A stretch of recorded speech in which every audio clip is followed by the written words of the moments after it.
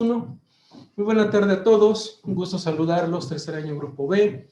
Vamos a plantear el día de hoy el reencuadre de lo que vimos en el tema pasado. Quiero que abran cámaras, son tan amables, por favor.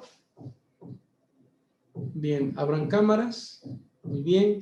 Ana, muy buena tarde Miguel, Miguel Martínez, Cristina, Luis Arturo, Uriel, Saraí López Iturbide. Inicio con una dama y voy a iniciar con Cristina Lisset. Cristina, ¿qué es la dignidad humana? ¿La qué, perdón? Dignidad humana. La dignidad humana se puede decir que es como los ciertos valores que tiene una persona. Ahí me quedo. Ana Reyes, ¿qué es la dignidad humana?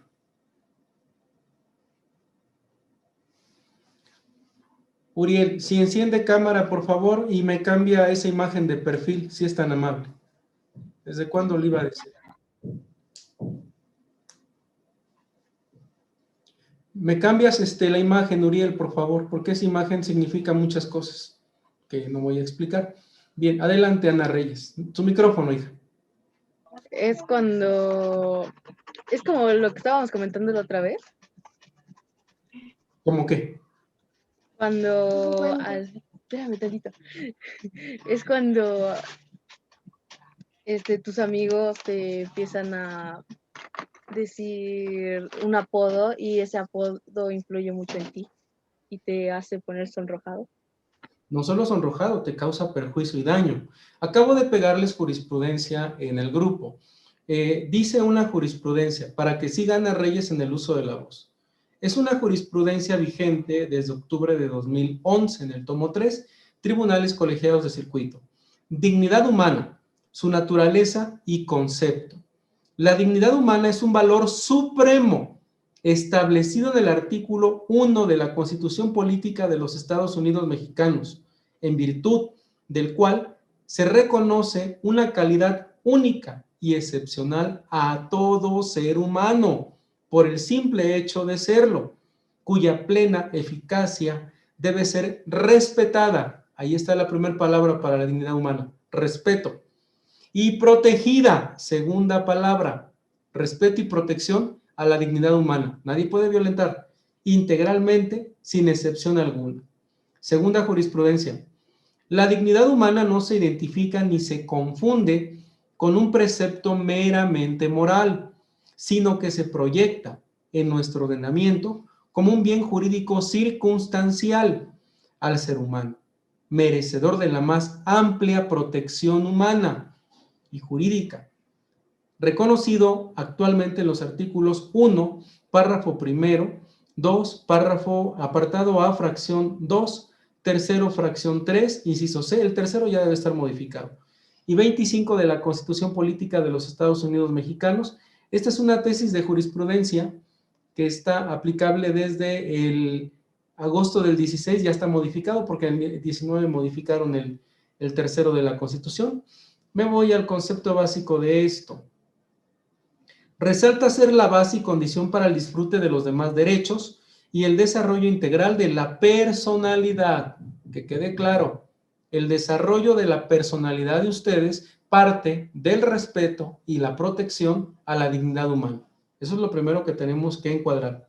No una simple declaración ética, sino que se trata de una norma jurídica que consagra un derecho fundamental a favor de la persona y por el cual se establece el mandato constitucional a todas las autoridades, incluso a particulares. Nuevamente las dos palabras, a respetar y a proteger la dignidad de todo individuo, que está en su núcleo más esencial, entendida esta a su persona, por el solo hecho de serlo, a ser tratada como tal y no como un objeto. Aquí nos va la palabra clave. A no ser humillada, a no ser degradada, envilecida o cosificada. Ya les pegué la jurisprudencia porque parto de esta manera. Un video que quiero que vean, video que encontré En el otro grupo mostré un video de Carbonell y su explicación pues, doctrinaria de lo que es la dignidad humana. Vamos a ver en este momento un video que nos dice para la vida qué es el derecho a la dignidad. Ahí está la palabra clave, respeto. Esta es nuestra casa. Aquí estamos todas y todos viviendo en un planeta que gira. Nadie nos preguntó si queríamos estar aquí, pero aquí estamos, vivos, y por eso merecemos vivir con dignidad. Pero, ¿qué es dignidad? Contar con una familia biológica o escogida que nos ame y nos cuide.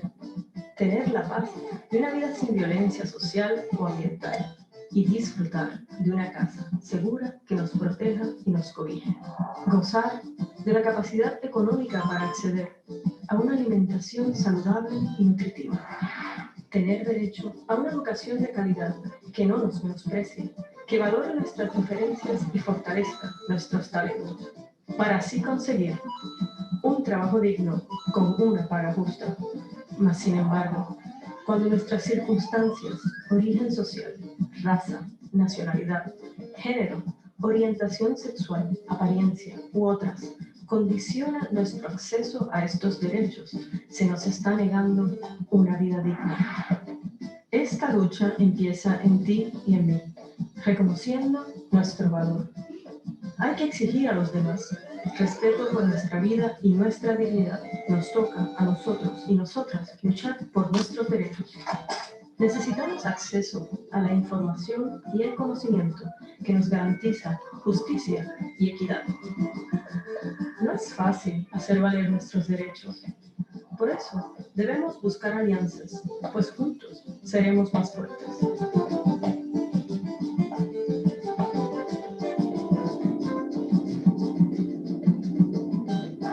Tenemos que participar activamente en la política para defender la dignidad propia y la de los demás.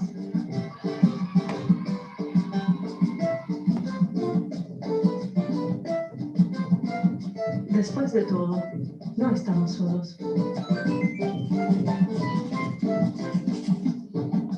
Aquí mi única diferencia con el video es en el tema de la participación política en los espacios en los que se debe de ejercer política. No en las escuelas, no en las aulas, sino en partidos políticos y en tiempos políticos.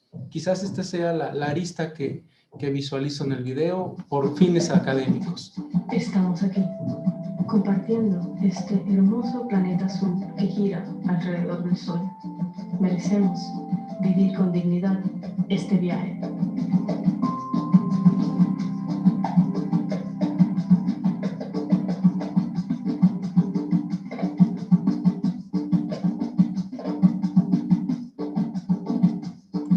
Los derechos son de nosotros y sí están para defenderlos, pero como dice el artículo 1 de la Constitución, todas las autoridades en el ámbito de sus competencias, y esto lo he dicho desde que los conozco, hace más de 2 años, tienen la obligación de promover, respetar, proteger y garantizar, quitaron la palabra tutelar, los derechos humanos de conformidad con los principios de universalidad, interdependencia, indivisibilidad y progresividad.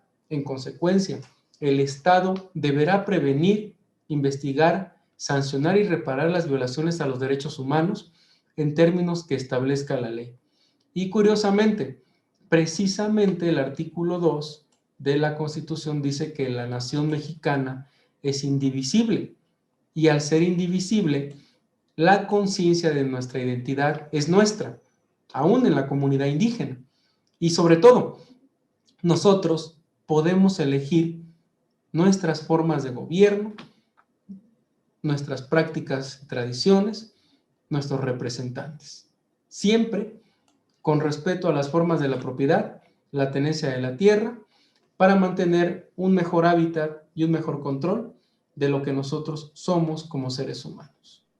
Y lo dice la Constitución. En esa tesitura cierro entonces el tema ya visto en la sesión anterior, y al cerrarlo, ahora vamos a jugar con la palabra ausente que tiene que ver con la personalidad. Preguntar por favor a Priscila Díaz que abra cámara. Y Priscila Díaz, que nos diga usted, para usted, ¿qué es un ausente?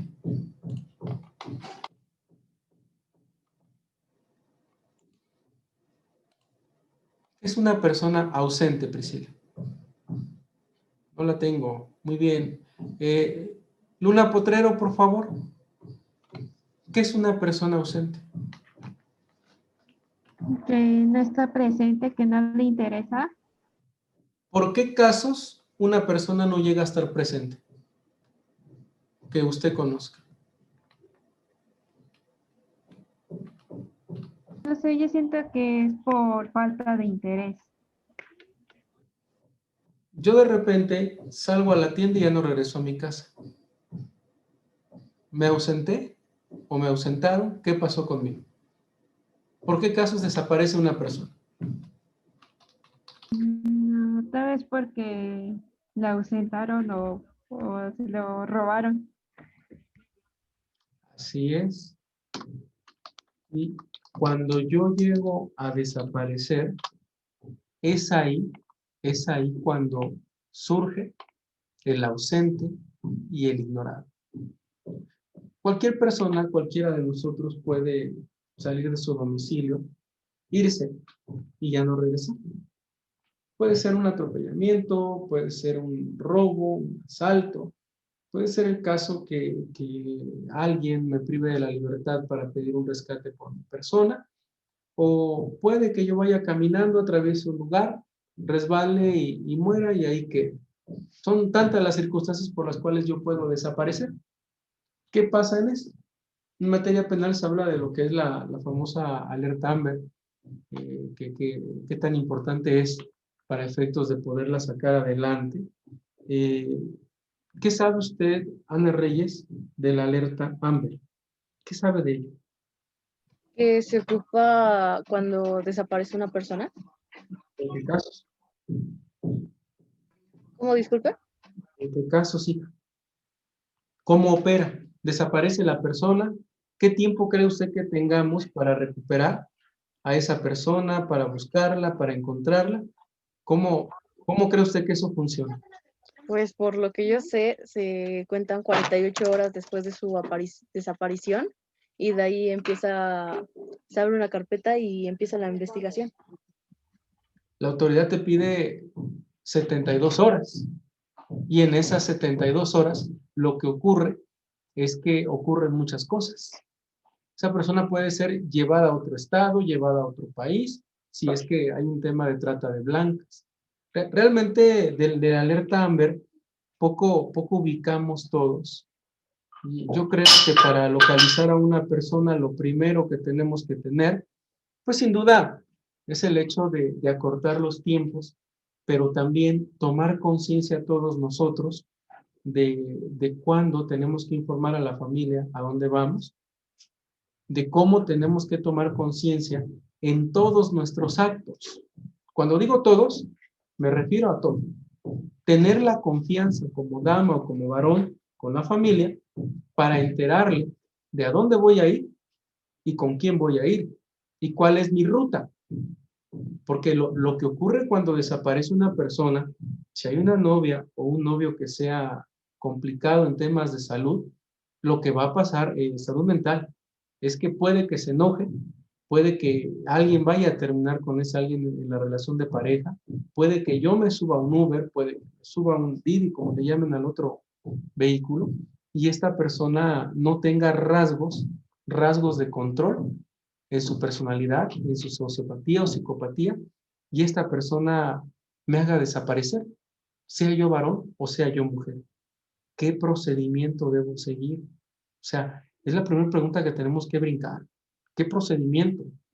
¿Cómo se activa esa alerta? ¿Cómo se desactiva? ¿Cuáles son las fichas que se tienen que seguir? Ahí es donde tenemos que formular la pregunta en materia penal, porque necesariamente va a impactar en el derecho civil por lo que vamos a ver ahorita. Fíjense, la alerta Amber, ¿qué sabemos de ella? Es un programa que fue creado allá en Dallas, Texas, por 1996. Realmente esto fue a iniciativa del papá de una niña. No sé si sepan eso. Una niña de nombre Amber Hannemer, perdón. Ella fue secuestrada. Ya no se supo de ella y de repente, pues, apareció su bicicleta, ya no apareció la niña. Todo el mundo se dedicó a unir esfuerzos, a buscarla y no lograron encontrarla. La niña había sido asesinada. Sin duda, Amber es un anacrónico de una frase en inglés de American Missing, Broken Emerging Responsibly, perdón, o sea, niños norteamericanos extraviados. Esa frase se atrae a México con la intención de que en México, se van a sorprender, debido a la importancia que hubo en Juárez, principalmente por las muertas de Juárez, se trae ese programa a México para buscar a mujeres que habían desaparecido allá en Juárez, allá en Chihuahua. Pero hoy día esto se ha arraigado tanto en la región centro del país, en Ciudad de México, en Estado de México, en Puebla, en Tlaxcala, que hoy día lo primero que tenemos que encontrar nosotros es cómo Amber Angerman es la primera que detona este tipo de búsqueda y de pronta localización. Ojo, búsqueda y pronta localización en aquellos casos no reportados. Los tres órdenes de gobierno, federal, estatal o municipal, los medios de comunicación, la sociedad, redes sociales, todo mundo se dedica a generar la búsqueda con una ficha. Y lo que se pretende es que haya precisamente la pronta información de esta persona. Desafortunadamente, te piden tiempo. Y en el tiempo, lo problemático es eso, que las primeras, yo no diría las primeras 48 horas. En razón natura, las primeras 8 horas son vitales, pero tú no las localizas, porque no sabes. Si te pones a pensar en sentido común, el ser humano duerme 8 horas en promedio, 8 horas va a trabajar o va a la escuela, ahí son 6, siempre lo he platicado, y en su casa debe de estar 8 horas. Y ahí están las 24 horas que vives tú. Pero, ¿cuál es el procedimiento en el caso de no localización de un menor de edad? Comunicarte en primer lugar a lo que son los números de alerta Amber. Aquí en el caso de Puebla, o Locatel Puebla, que así es como le denominan ellos. Debes de pedir la ayuda al 911, el primer gran filtro que tenemos. Pero ¿qué ocurre con el 911? No te atienden, te dan vuelta, te distraen. Después de eso, ya generaste esto, solicitas ayuda a la policía para localizar a tu pariente. Vas de inmediato, como decía Ana, a la agencia especializada en personas desaparecidas y en esta agencia inicias una carpeta de investigación por hechos que sean probables de delito, en su caso de desaparición de persona. Y después de esto, bueno, se envía a la Coordinación Estatal de Alerta Amber esta información para la activación de la alerta con lineamientos. Desafortunadamente, a pesar de nosotros, y lo digo como padre, esta alerta la detonan en el término de 72 horas, no 48. A veces la autoridad prorroga el término en atención a la circunstancia de los casos, y ahí es a donde el tiempo pues se pierde, y ahí es a donde la alerta adquiere una complejitud terrible. Les voy a compartir en un momentito más la página de la Fiscalía que comprende esta situación en cuanto a procedimiento, porque para que yo pueda explicar la activación de la alerta Amber, lo que debo de hacer también es, bueno, debo de señalar también que al recibirse el importe de no localización de una persona, que eso lo debe de hacer el Ministerio Público, se debe de formular una coordinación inmediata de autoridades para determinar estrategias de búsqueda y de esta manera que sea positiva o verde la activación de la alerta.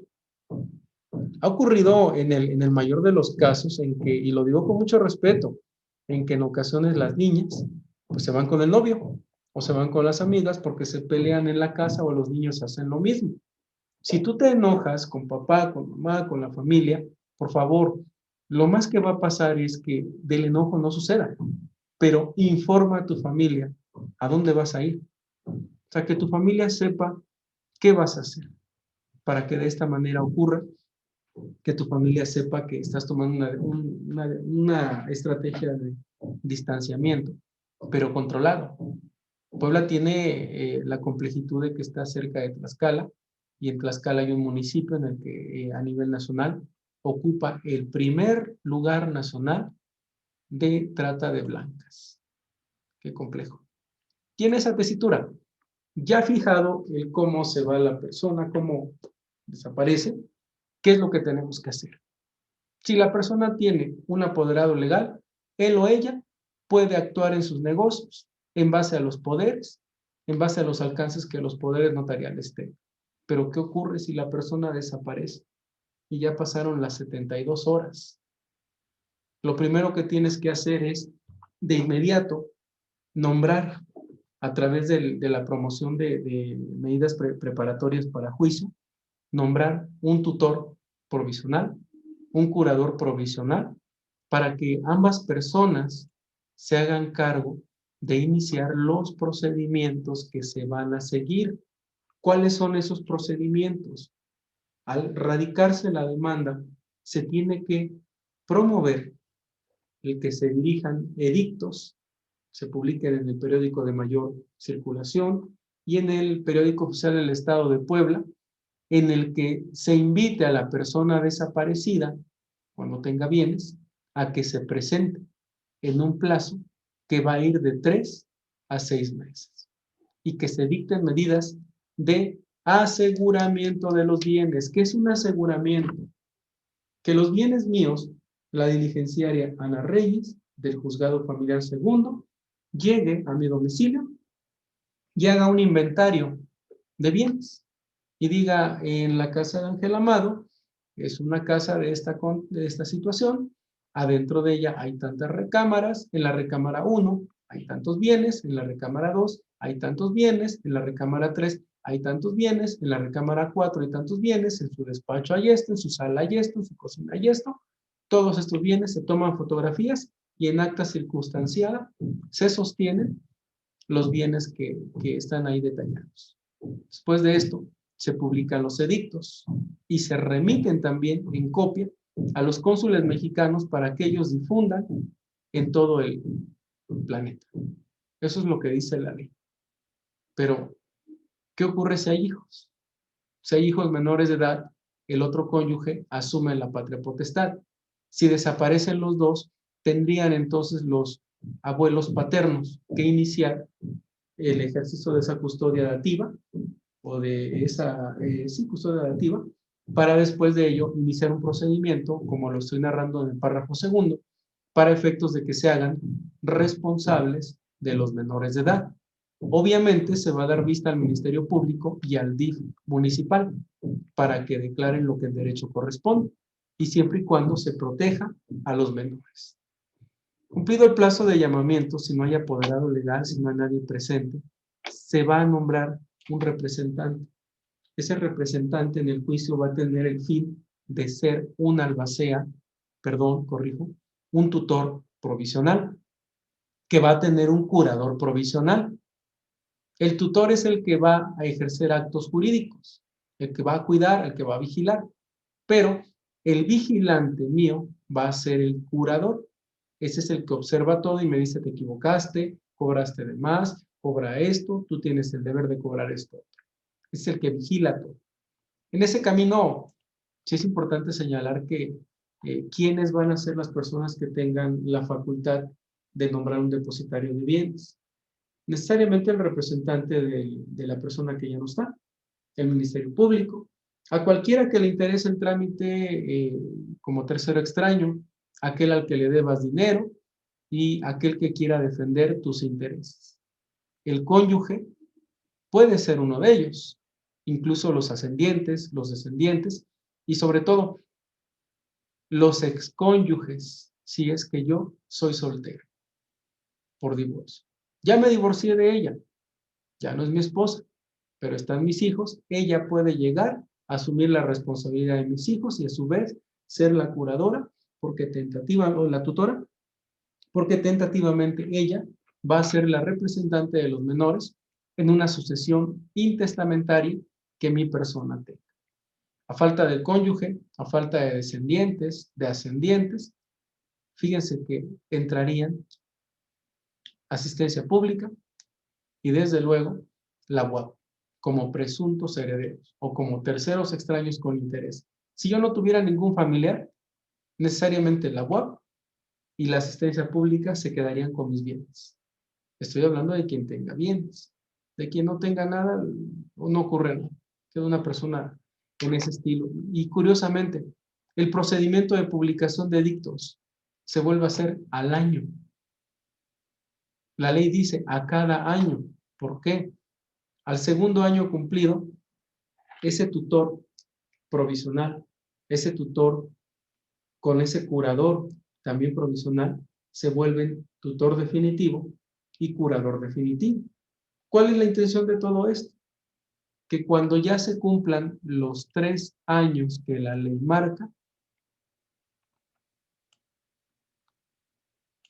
se nombre un representante y se extienda el acta de defunción, más bien el acta de declaración de ausencia, su equivalente es la defunción, y como consecuencia se abra la sucesión intestamentaria o testamentaria, si yo dejé testamento, de mi persona. Pero esto ocurre después de que se dictó la sentencia de declaración de ausencia, pasados 3 años. Me va a decir, no, yo pensé que eran 48 horas, ¿no? La ley dice 3 años. ¿Cómo cambia la alerta Amber como tal con relación al derecho civil? 3 años. ¿Y qué ocurre si yo regreso? Si regreso y se repartieron mis bienes, los frutos civiles de mis bienes se van a preservar, se los van a quedar ellos, pero mis bienes no. Es que en mi cuenta bancaria yo tenía $4 millones.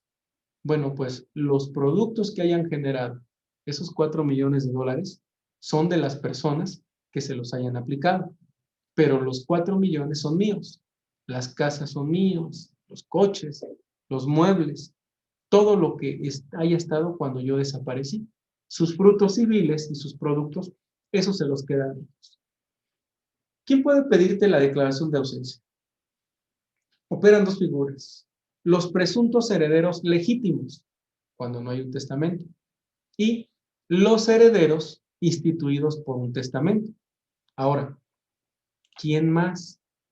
Necesariamente aquel que tenga algún derecho u obligación con mi persona, el que me deba para pagarme, pero no creo que le aparezca, ¿verdad? Porque va a decir no. Aquel al que yo le deba puede iniciar una sucesión testamentaria o intestamentaria y reclamar de mis bienes, lo que yo le debo. El Ministerio Público, que es la siguiente figura que opera en este camino. Y ya en esa situación, bueno, ¿qué pasa? Como yo decía, transcurren 6 años desde la declaración de ausencia. Fíjense qué tiempo transcurre para que yo sea declarado presuntamente muerto. ¿Cómo la ven? Me declaran ausente, se publican edictos de 3 a 6 meses. Se repiten al año, y al año, y al año. A los 2 años nombran un tutor definitivo y un curador definitivo. Pero a los 3 años, se dicta la sentencia en la que se dice que yo estoy ausente. 3 años. A los 3 años de que no aparezco, mi declaratoria de ausencia. Y a los 6 años se dicta sentencia donde tengo presunción de muerte. ¿Qué les parece? ¿Mucho tiempo? Para quien quisiera titularse, para quien quisiera titularse en tiempo adelante, que vaya a ser abogado, este es un tema de debate importante. Se debiera de insertar en derecho civil la alerta Amber y se debiera también de permear que los tiempos bajen a la mitad. Yo diría que bastarían 2 años para que la persona sea declarada ausente. 2 años es mucho tiempo. Y 3 años para que sea yo declarado presuntamente muerto. Porque 6 años, capaz que se mueren mis herederos también. Y mientras los que van a... Sí, 6 años son muchos. En un mes, acabo de recibir un asunto, de dar asesoría en un asunto, hace 15 días, que papá y mamá declaran heredera en testamento a su hija. Eran 5 hermanos. Pero, ¿qué creen? Lo hizo cuando ella estaba soltera. Ella se casa. En junio fallece mamá por COVID. En junio. En julio fallece papá por COVID. En agosto fallece la hija por COVID. Así se fueron juntitos. Bueno, me preguntaban los hermanos de la finada e hijos de los finados que el marido sobrevivía y que si tenía o no derecho a la herencia, que porque era la herencia de los papás, y dije que sí. El pariente más cercano excluye al más lejano. Y si yo estoy casado con ella, y al estar casado con ella hereda, es un bien de ella. Si no tuvimos hijos, ¿qué ocurre? Ella fallece, soy su heredero. No hay otra. Los hermanos quedan excluidos. Sí, Ana, lo vamos a ver en sucesiones. Es un tema que es tan apasionante porque me decían, es que la notaría dijo esto, que los hermanos tenemos derecho. No, la ley dice que el pariente más cercano excluye al más lejano. Pues sí, pero mis papás no son papás de mi cuñado. No, pero tu cuñado es esposo de tu hermana y tu hermana es heredera de tus 2 padres. Entonces, eso no lo previno el testamento. Si en el testamento hubiera dicho, a falta de la heredera, heredarán mis otros hijos, eso es otra cosa. Pero no lo dijo, quedó el testamento abierto. ¿Sale? Bien, cierro clase. Nuevamente, por favor, nos ponemos visibles. Vamos a preguntarle, compañero González, ¿dónde anda? Uriel González, encienda cámara, por favor. ¿Qué aprendió del día de hoy? Pues la importancia que tiene pues lo de la alerta Amber, de pues qué hacer en caso de que alguien haya desaparecido o fallecido, y pues todo el proceso que lleva para, en caso de que haya una herencia, pues que se haga, bueno, que se reparta. Me quedo con ese concepto. ¿Me cambias la imagen del perfil, por favor? ¿Sale? Bien, Andrew Yankee, ¿qué aprendió del día de hoy? Ya les publiqué en el grupo la alerta Amber. Ojalá y la chequen para que vean el contexto. Espero que les sirva. Adelante. Bueno, igual como decía mi compañero, todos los pasos que lleva la alerta Amber, los métodos, las horas que se deben de tomar y las herencias a quienes se les van dejando. Ok, voy a publicar en nuestra página, en YouTube, en el canal, voy a publicar una pregunta sobre alerta Amber. Entonces leen lo que mandé. Y sí lo necesito que lo sepan, ¿eh? Es derecho penal, pero pega con el derecho civil por lo que es ausencia de personas, y yo prefiero que conozcan el procedimiento por cómo están las cosas en Puebla, ¿vale? Es como que enseñanza. Gracias, hijo. Cristina Lisset, por favor, ¿qué aprendió de la clase?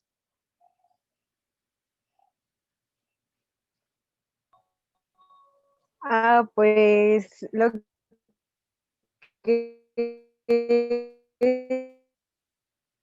es una persona ausente, una persona, y lo de la declaración de 6 años de una ausencia cuando ya te ponen la presunción de muerte. Muerte. Entonces, Y pues 3 ya. a 6 meses edictos buscándome en mi ciudad, en mi colonia, en mi estado, en mi país. Y se envían a los cónsules los edictos de 3 a 6 meses. 2 años para tener un tutor provisional y un curador provisional. 3 años ya me nombran mi ausencia y mi tutor y mi curador provisional. Y 6 años mi presunción de muerte. Si yo aparezco en todo este procedimiento, se anula todo, me regresan mis bienes. Los frutos civiles se perdieron. Lo que yo tenía cuando yo desaparecí, me lo tienen que devolver con un juicio de nulidad. ¿Sale, Cristina? Bien. Montserrat Torres, por favor.